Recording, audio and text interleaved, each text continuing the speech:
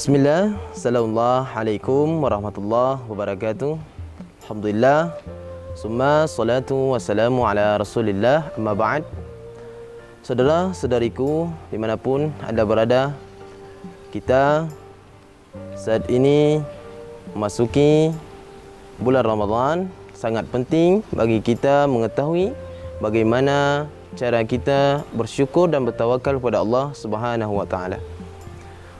Saudara-saudariku sekalian, kita belajar dulu apa itu esensi dari tawakal atau syukur yang akan kita bahas saat ini. Yang pertama, syukur adalah ungkapan terima kasih atas kebahagiaan atau kenikmatan yang telah kita rasakan dan dibaringi oleh amalan-amalan yang bermanfaat di dalamnya. Kemudian, tawakal adalah sifat menyerahkan diri kepada Allah atas segala usaha yang telah kita lakukan. Kata Allah Subhanahu wa taala, "La in syakartum la azidannakum." Sungguh siapa saja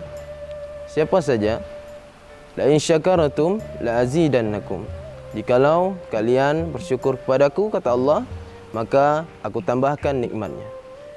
Ini berarti bahawa setiap orang jikalau dia bersyukur kepada Allah, artian dia menggunakan nikmat-nikmat Allah yang telah diberikan dengan cara memanfaatkannya secara baik dengan ketentuan-ketentuan yang telah ditetapkan oleh Allah Subhanahu wa taala. Contoh, nikmat mata seperti dikatakan dalam surah An-Nur ayat 30, "Kullil mu'minin yaghuddu absarihim", maka fungsi mata itu ditetapkan hanya untuk melihat dalam hal yang baik-baik saja. Kemudian, bagaimana cara kita menetapkan tawakal kita dalam kehidupan kita, iaitu dengan cara kita menggunakan tawakal kita dalam kehidupan. Setiap usaha yang kita lakukan, setiap ikhtiar yang kita lakukan dalam hidup kita, maka kita harus berserah diri kepada Allah Subhanahu wa taala.